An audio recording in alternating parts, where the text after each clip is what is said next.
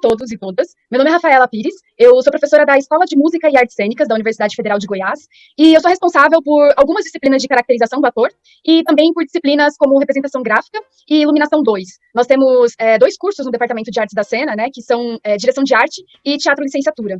E quando eu me tornei professora aqui do Departamento de Artes da Cena na UFG, eu acabei assumindo essa disciplina de iluminação 2 e que tem na ementa um aprendizado sobre eletrônica, e eu aproveitei que eu já tinha um conhecimento sobre eletrônicos, mas muito mais associado às tecnologias vestíveis, e eu adaptei esse conhecimento para o campo da iluminação. Eu ensino toda ela sob o ponto de vista dos eletrônicos, que com o uso de um microcontrolador chamado Arduino, sensores e atuadores, eles desempenham inúmeras funções. Então, com um sensor de temperatura, ou de luminosidade, por exemplo, ou um sensor de presença, um sensor de proximidade, você pode captar dados de um ambiente e disparar funções que pode ser uma luz, mas que pode também ser um motor que gira 45 graus, 180 graus, ou qualquer eletrônico, qualquer equipamento que vá numa tomada. Então, são inúmeras as possibilidades. Mas como eu fiquei incumbida de desempenhar essa função nessa disciplina de iluminação, acabou que eu sempre trabalho muito focada na iluminação. Então, o modo como eu ensino nessa disciplina, eu acredito que seja interessante, porque os alunos aprendem desde o início a criar um sistema de iluminação. Então, por exemplo, as primeiras aulas eu ensino como eles podem criar um sisteminha de iluminação com LEDs pequenininhos, mas também usando um módulo em que eles podem ligar na tomada e acender uma lâmpada ou um refletor. E dá até mesmo para eles criarem um sistema de iluminação com entrada DMX. Se você comprar uma placa que vai junto do Arduino, que é uma placa que tem uma entrada DMX, que também dá para controlar um sistema de iluminação através dessa plaquinha.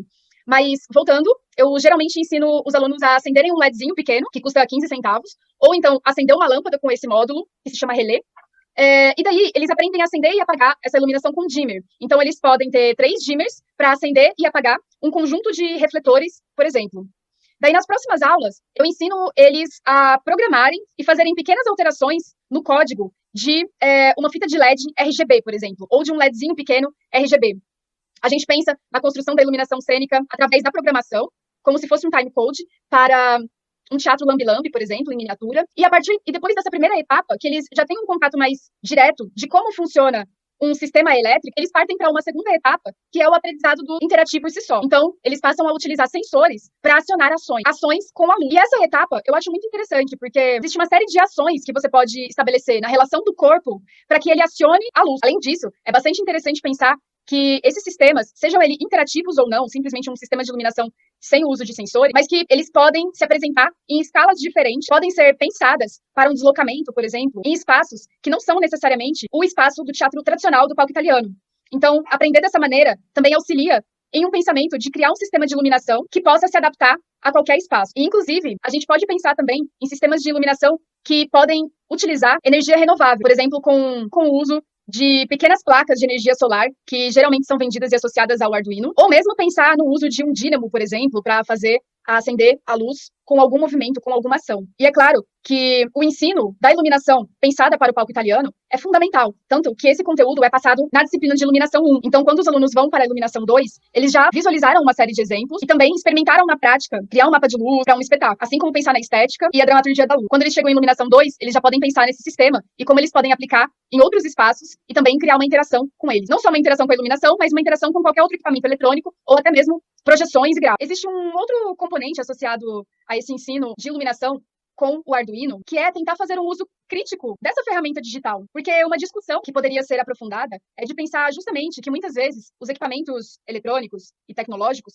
eles são usados como um meio e que produzem uma série de efeitos que muitas vezes estão ali muito como entretenimento. Mas se a gente pensa numa dramaturgia da luz, a gente também pode pensar no uso desses meios tecnológicos como um próprio elemento a ser questionado, a ser colocado em questão e que faz parte do contexto daquele espetáculo. Essa experiência que eu vou mostrar aqui para vocês, ela foi a minha primeira experiência. Então eu acredito que eu ainda tenho muito a desenvolver e aprimorar. Mas eu vou mostrar alguns resultados e eu espero que eu possa discutir com vocês, ouvir o que vocês têm a dizer, para que eu também possa melhorar o meu conteúdo ou mesmo desenvolver esse espaço como um campo de pesquisa. Bom, então, nesse primeiro experimento, como trabalho final, nós não teríamos tempo no curso de direção de arte de experimentar em uma montagem teatral, mas eu ainda pretendo fazer isso quando nós tivermos mais tempo. Então, um grupo de alunos criou esse protótipo, que é uma nuvem, e que você se confessa com essa nuvem. Então, elas utilizaram um microfone como um sensor e o atuador seria o LED, a iluminação.